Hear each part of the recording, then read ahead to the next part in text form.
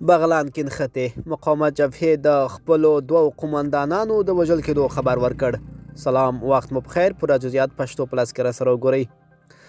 د طالبانو ضد ملي مقاومت جبهې یو قومندان خیر محمد خیرخوا او څو نورو جنګیالیو وژل شوي. د ملي مقاومت جبهې جنګیالیو او د طالب ځواکونو د بغلان د اندراب په څو سیمو کې سخت نښتې کړي. مقاومت جبهه چې په افغانستان کې د طالبانو ضد وسله مبارزه کوي تایید کړي چې د دوی یو قومندان خیر محمد خیرخوا او څو نور جنګیالي وژل شوي دي.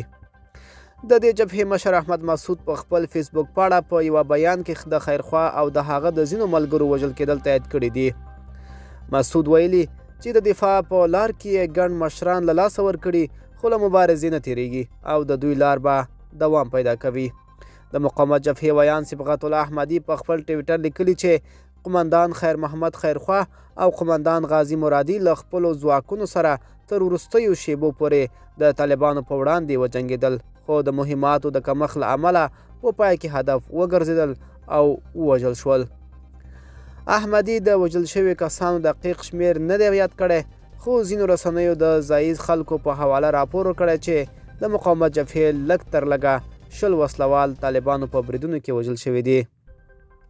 صبغت الله احمدي هم لیکلي چې طالبانو ګڼ شمېر ځواکونو دې سیمې ته استولي وو او د دوی پر جنګیالیو د غچ کیندۍ او کمر سفید او پل حصارک له سیمو بریدونه کول.